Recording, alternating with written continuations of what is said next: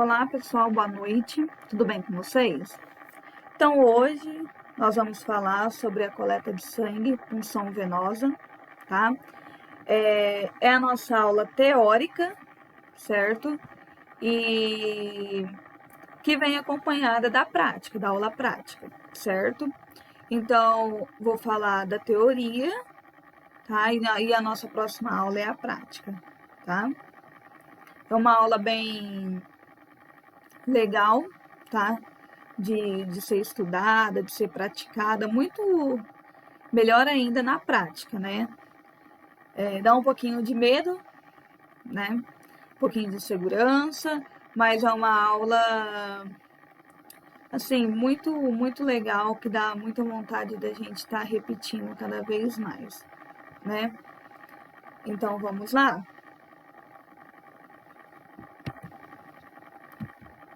Então, o que é, né? É a punção de uma veia, tá? Toda vez que nós falamos o termo punção, puncionar, nada mais é do que introduzir, tá? Uma agulha numa veia. Isso é o ato de puncionar, tá? Quando nós conseguimos, tá? Pegar aquela veia, quando nós conseguimos introduzir a agulha naquela veia, com a finalidade de obter a amostra de sangue para análise ou infundir fluidos, sangue e medicamentos, tá?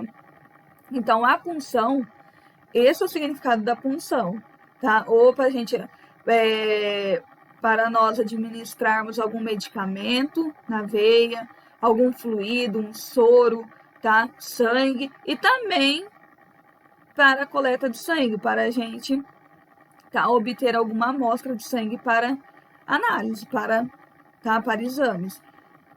Hoje, então, nós vamos ver a coleta de sangue, tá? Então, no caso, seria a nossa primeira opção, tá? Com a finalidade de obter a amostra de sangue para análise, tá? Essa é a finalidade de uma coleta de sangue, certo? O sangue é um dos mais significativos tecidos do corpo, que fornece informações sobre o estado de saúde do cliente. O que carrega o sangue? Nutrientes e oxigênio, tá? Nas células, que são as nossas hemácias. É isso que o sangue carrega, que o sangue transporta O2 e nutrientes, certo? Por isso que é o componente mais importante do nosso corpo. Instruções gerais, né? Então, o que nós devemos orientar, tá? Ao cliente, ao paciente? O jejum, que é de suma importância, tá? Que é recomendado de 10 a 14 horas. É livre a ingestão de água, mas normalmente até isso a gente pede assim para estar bebendo um pouco, não tá exagerando, tá? As amostras para análise devem ser coletadas na primeira parte pela manhã, certo? Outra questão ali do jejum. Até quem toma medicamento controlado, nós pedimos, orientamos, instruímos a pessoa a naquela noite, tá, não fazer uso. Por quê, pessoal? Mas por que existe isso? Por que tem que fazer jejum? Por que tem que jantar até certa parte da noite, depois não comer mais nada, enfim. Por quê? Tudo dá alteração, tá? Se você, por exemplo, se você não faz jejum, certo? Você come um doce, você come outra coisa. Na hora daquele sangue que foi retirado para obter uma análise, e na análise dá o resultado que você tem uma diabetes, peraí, entendeu? Pode ser um resultado falso negativo, você não tem diabetes, mas você comeu algo, tá, com açúcar e deu esse resultado. Por isso que é recomendado o jejum de 12 horas a 14 horas, tá? Normalmente a gente sempre pede de 12 horas, certo? Então, a amostra, ela sempre é coletada pela manhã, normalmente, tá? Por que pela manhã? Porque a pessoa já tá de jejum a noite inteira, tá com muita fome, precisa comer. Esse é um dos itens.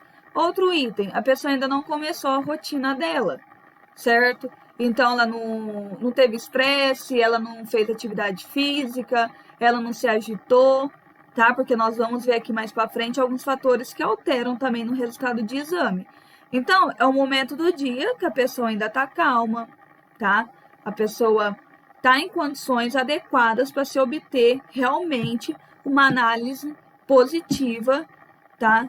De alguma patologia, de algum índice de alguma doença, certo?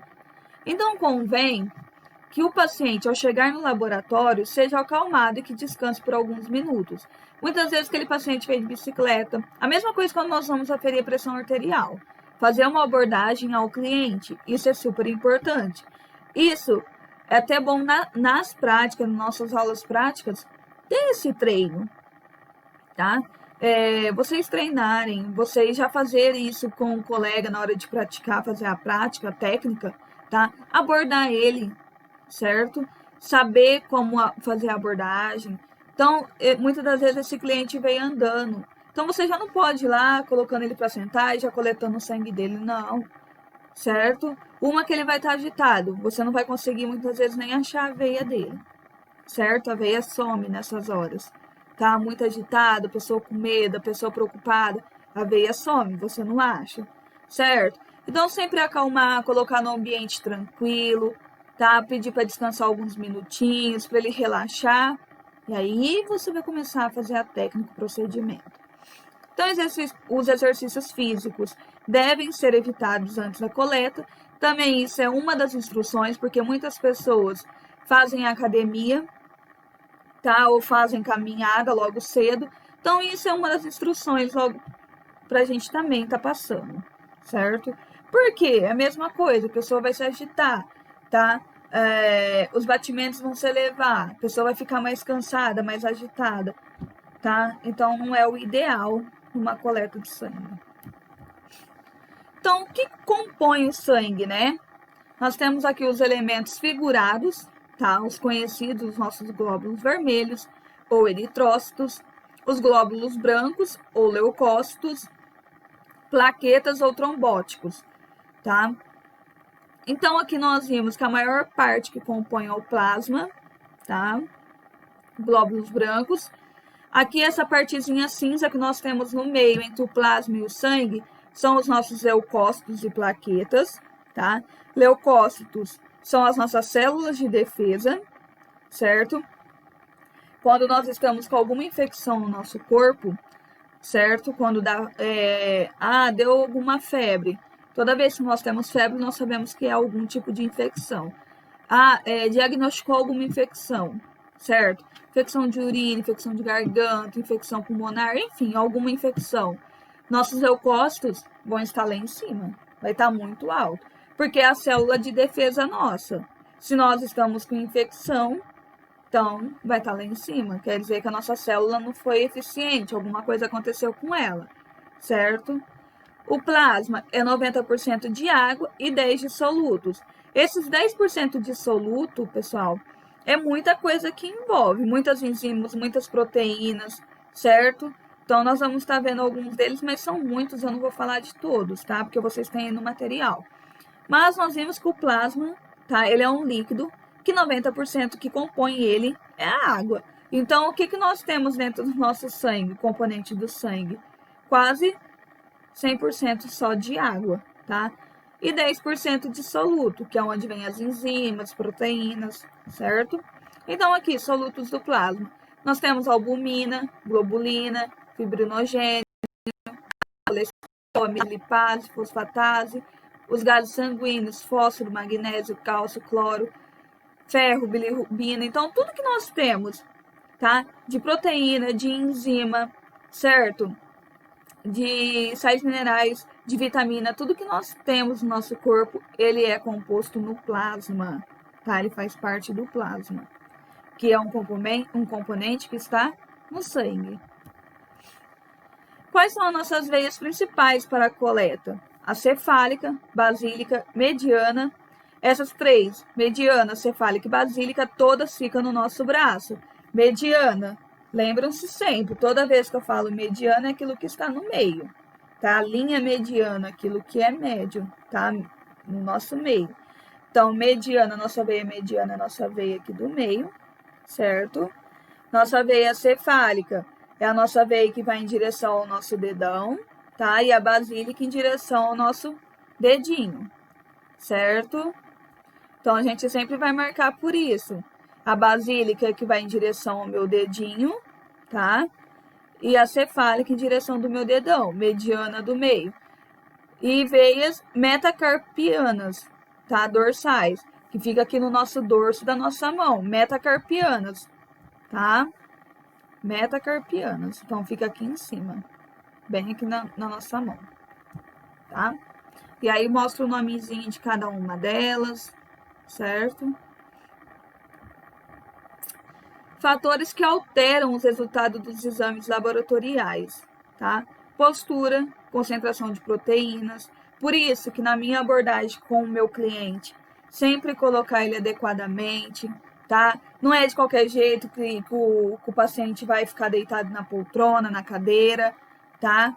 Então, sempre colocar ele em posição ereta, uma postura correta, braço sempre esticado, tá? Sempre nessa posição para baixo. Por quê?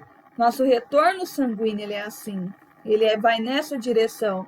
Se eu deixo o braço erguido, o sangue vai retornar. Como você vai coletar? Tá? Vai ficar super difícil, até meio que impossível. Por isso que a posição correta é a nossa mão para baixo, essa posição, certo? O estresse, por isso que eu falei, o estresse é um dos fatores que atrapalham, tá? Que alteram o exercício físico, diminuição do pH e bicarbonato, aumento, lactato, albumina e cálcio total, medicamentos, por isso que tem que evitar, medicamentos também da alteração, certo? Dieta, diminuição de 5% de íons cálcio ionizado. Então, por isso que faz jejum e proíbe de tudo nesse dia, tá? Avaliar o paciente a condição da veia.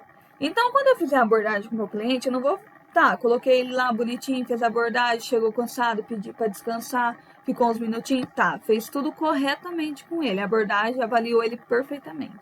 Agora você precisa avaliar a condição da veia dele, certo? Então, fazer uma avaliação da veia dele, que vem elasticidade da veia, o trajeto dela, o calibre, a palpação, a localização. Eu nunca pego o braço do paciente, posiciono lá na posição correta e já coloco o garrote. O que é o meu garrote? Aquela borrachinha, tá? Aquele elástico, aquela borracha, certo? Eu não vou colocando aqui e já, tá? Parando o fluxo para mim ficar melhor, para mim funcionar. Não.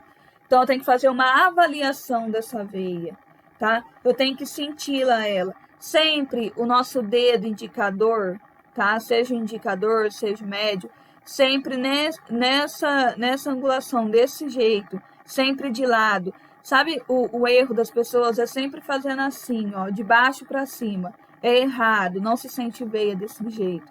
É sempre de lado, lateralizado a posição do nosso dedo. Vou estar passando todas essas informações lá na hora, tá, da nossa prática, tá ensinando, tá? Ninguém faz a prática sozinho, pega e vai funcionar um amigo sozinho, certo? Na hora de introduzir, eu vou junto com vocês, não deixo ninguém sozinho, tá?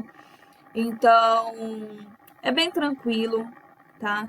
Tem que manter a calma, tem que prestar atenção, ouvir o que eu tô falando, por isso que também não dá para ficar de conversa, com brincadeira. Tudo que é prática a gente tem que requer muita atenção, tá? Então, sempre vai de lado. Achei, ó, senti aqui. Como que eu sei que eu senti? Quando ela tá forte, tá? Eu tô sentindo pulsar aquela veia, tá? Então, eu sinto que ali tem uma pequena elevação. Ó, senti, é aqui. É aqui. Ah, é aqui. Agora eu vou ver o trajeto dela. Por que, professor, o trajeto? Muitas das vezes a gente vai sentir ela aqui em cima, mas ela não começou aqui em cima. Pode ver que ela começou lá para baixo. Então, você tem que seguir o trajeto dela. E você pegou o finalzinho dela aqui em cima, certo? E olha o trajeto. Ela não vem retinha, ela vem torta, ela vem assim. Nesse caso aqui que eu tô falando, tem veia que tá retinha. Isso depende de pessoa para pessoa. Mas essa, ela tá encurvada. Então, tem que seguir o trajeto dela. Tem que pegar a partezinha que tá reta. Porque também minha agulha não é flexível, que ela vai dobrar lá dentro, né, gente? Então, tem que pegar a parte dessa veia que tá retinha, certo? E vou bem na parte reta dela. Então, tudo isso nós temos que ver. Calibre é outra coisa super importante. Tem gente que a veia é super calibrosa, aquelas veias grossas, tá? Super calibrosa, que a gente sente. Muitas das vezes, calibre nem é só a veia ser assim, aquelas veias mostra, grossas, não. Mas no sentido, às vezes é uma veia fina, tá? Mas que o pulsar dela é forte, então ela é bem calibrosa, tá? Eu tô sentindo bastante. É uma veia calibrosa, uma veia boa, tá? A palpação, é isso que nós estamos fazendo com o dedo. Isso se chama palpar, palpação. E a localização da veia, tá? Muitas das vezes é outro erro também. Ah, eu vi, tá ali, eu tô vendo, é nessa daí que eu tô vendo. Não, sempre a gente tem que palpar, tem que sentir, tem que ver calibre, tem que sentir ela, ter a certeza que é ali, para não ficar furando 1, 2, 3 vezes, tá? Então não adianta só ver. Muitas vezes você tá vendo aquela veia também grossa, você acha, nossa, essa é maravilhosa. Muitas das vezes não, ela estoura quando você funciona. E muitas das vezes você vê uma veia fininha e não dá nada para ela, e ela é boa, tá? Então, depois que eu vi tudo isso, certo? Aí que eu vou limpar, que a limpeza é antisepsia, que se chama. Vou fazer antisepsia do local, limpar.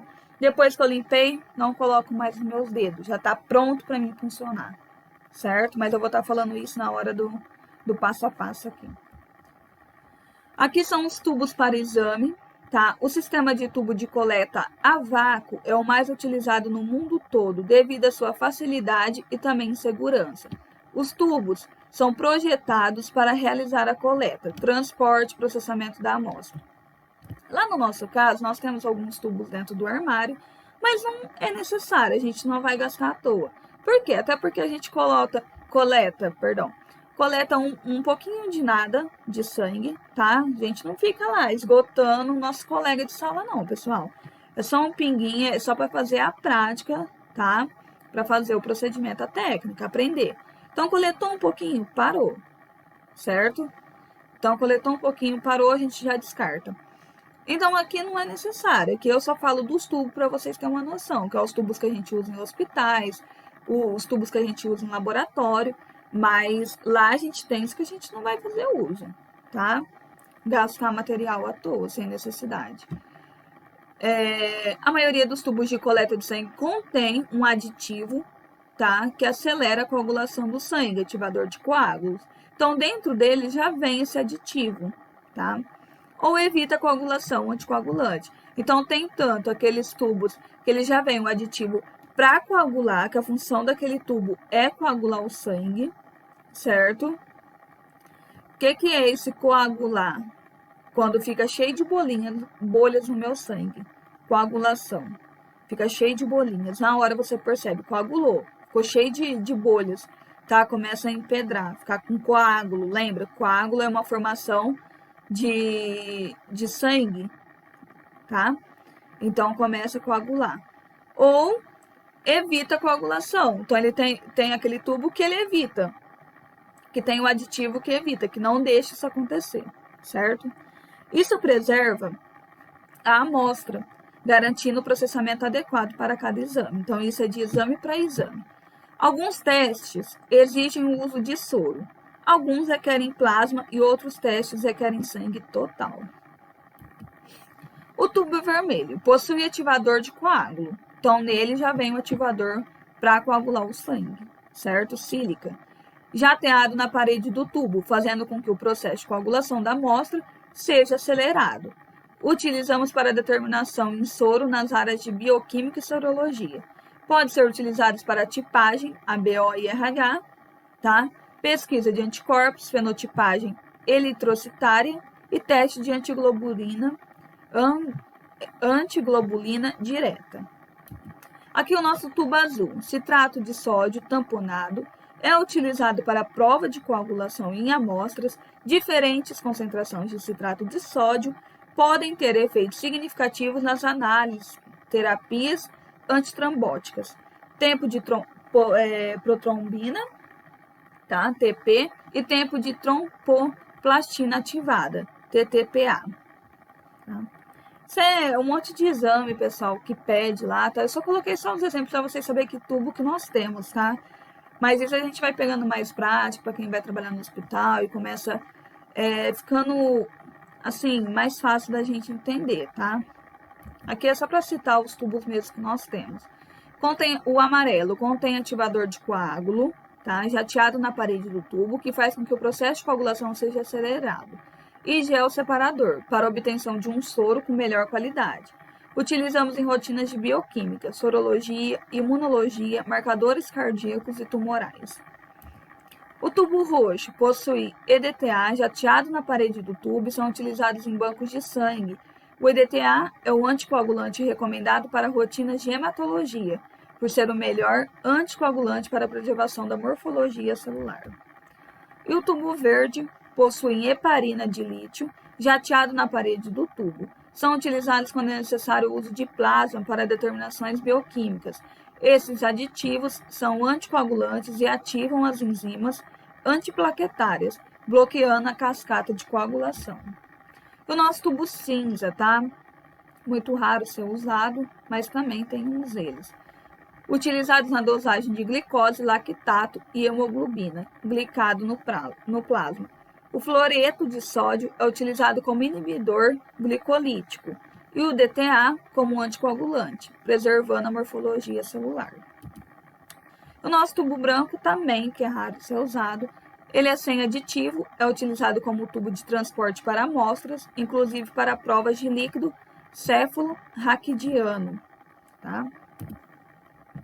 Quais são os materiais que nós utilizamos? Um par de luvas de procedimento, que é a nossa luva comum, um scalp número 21 ou 23, ou a agulha 30 por 8 ou 30 por 7, tá? Acredito que é esse material que nós vamos ter, são as agulhas e não o scalp. Para quem não sabe o que é scalp, é aquela borboletinha, sabe? Que muitas das vezes no pronto-socorro, quando vamos tomar algum soro, é colocado, instalado na nossa veia. Aquelas borboletinhas que tem verde, azul, tá? Isso se chama scalp. Uma seringa de 10 ml, tá? Normalmente é utilizado 10 ml em todos os lugares, por quê? Aspira, coleta 10 ml de sangue, que é o ideal. Por quê? Nos hospitais e laboratórios não se pede um exame, se pede vários. Então, 10 ml é o necessário para encher todos os tubos que precisa, é necessário, tá? No nosso caso, que vamos só fazer uma prática, nós vamos usar a seringa de 3 ml, certo? Mas vamos coletar quase nada dela. Um garrote, que é a borracha. Por que garrote? Nós temos que garrotear o braço, certo? 2 bolas de algodão, uma com álcool, tá? Molhada no álcool, e a outra sem álcool. Um seco e um molhado, certo? O molhado nós vamos fazer antisepsia do local, limpeza, e o seco nós colocamos após a prática. 5 ml de álcool a 70%, tubos para a coleta de acordo com o pedido do exame. Quais são os procedimentos? Antes de tudo, nós lavamos as nossas mãos, tá? Sempre em várias vezes, tá? Na técnica correta. Aqui eu não coloquei lavar as mãos, mas em todo o procedimento que nós vamos fazer, todas as técnicas, lavagem das mãos, certo? Coloque a agulha na seringa, sem retirar da capa protetora, tá? Talvez vocês lendo, vocês não vão compreender muito bem, claro que precisa ter a prática junto. Vou estar explicando, mas o que eu vou pedir nesse slide de procedimentos e de materiais? Que vocês leem bastante, vocês estudem bastante, para chegar terça-feira que vem, vocês terem em mente o que usa, tá? Não chega lá perdido, a coleta de sangue, eu tô pegando material para ferir pressão, para fazer uma glicemia capilar, peraí, né? Ter noção da prática que a gente vai fazer, tá? Do que usamos de materiais. Se quiser levar um caderninho escrito os materiais, o procedimento, muito bom também. Eu sou uma folha, fica a critério de vocês, mas estarem preparados, tá? Ter alguma noção, porque chegar lá sem noção nenhuma vai ficar difícil. Por quê? Cada grupo tá marcado por horário, tá? Então, quanto mais a pessoa demora, vai atrasar os outros grupos, certo? Então, na hora do procedimento, vou lavar as minhas mãos, vou estar lá perto, vou estar ensinando a lavar as mãos corretamente. Depois, nós vamos separar os nossos materiais adequados, tá? que eu vou usar? Vou lá no armário, vou separar. Aliás, que eu vou deixar a bancada tudo arrumadinho, vocês vão separar na bandejinha. Depois disso, vou colocar a agulha, tá? Sem retirar a capa protetora. Por quê? Lá eu vou estar mostrando pra vocês. Tanto agulha, seringa, tem a técnica correta de abrir. Não é rasgando de qualquer jeito a embalagem. Tá lá mostrando corretamente como se abre, certo? Então, tomar o máximo de cuidado para não contaminar esse material. Não relar a tua mão nesse material. Sempre na embalagem, mas nunca dentro do material, na agulha, na seringa. Então, colocar a agulha na seringa sem retirar a capa protetora. Tá? O que é essa capa protetora? É a proteção da agulha. Tá? Não toque na parte inferior da agulha. Movimento o êmbolo e pressione para retirar o ar. O êmbolo é aquela parte que vai dentro da seringa, tá? Lá eu vou estar mostrando para vocês. E pressione para retirar o ar, que não pode estar com ar. Ajuste o garrote e escolha a veia, tá? Então, antes de eu garrotear, é todo aquele processo. Primeiro eu vou ver a veia, que eu acho que é ali. Primeiro eu vou achar tudo o local certinho, antes de eu fazer antisepsia e garrotear. Só vou garrotear na hora que tiver tudo pronto, porque também não pode ficar garroteado o braço por muito tempo. Então, quanto menos tempo está garroteado, é melhor. Então, só vou garrotear quando eu tiver com tudo pronto, o material do lado, e eu ter certeza que veio que vai ser puncionado. Faça antisepsia do local da coleta com algodão umedecido em álcool a 70% ou álcool iodado a 1%. Não toque mais no local desinfectado. Tá? Retire a capa da agulha e faça a punção. Então, só vou tirar a capinha da agulha quando realmente eu for introduzindo na veia. Solte o garrote assim que o sangue começar a fluir na seringa. Então, antes de eu coletar o sangue, puxar ele todo, primeira coisa que eu vou fazer, eu vou soltar o garrote, tá? Colete aproximadamente 10 ml de sangue. Em crianças, colete de 2 a 5 ml. Separe a agulha da seringa com o auxílio de uma pinça, mas ali vai ser na sua mão mesmo, não precisa de pinça, só ter cuidado. Descarte a agulha em recipiente de boca larga, paredes rígidas e tampa, contendo hipoclorito de sódio a 2%. No caso, é a caixa de Scarpax, que ela sempre vai estar ali do lado quando nós estivermos fazendo a prática. Oriente o paciente a pressionar com algodão a parte puncionada, tá? Porque evitar hematomas, que são aquelas manchas roxas no braço. Sempre que acabar a punção, tá? A prática, coletou o sangue, acabou, retirou, já vai dar o algodão seco, pedir para ele pressionar, certo? Não precisa dobrar o braço, só pressionar com os dedos, para não formar hematomas. Mantendo o braço estendido sem dobrá-lo. Transfira o sangue para um tubo, tá? O tubo de ensaio, que é o nosso tubo de amostra. Mas lá no caso nós não vamos fazer isso, tá? E é isso a aula. E aqui já seria a prática, certo? Então, obrigada, boa noite.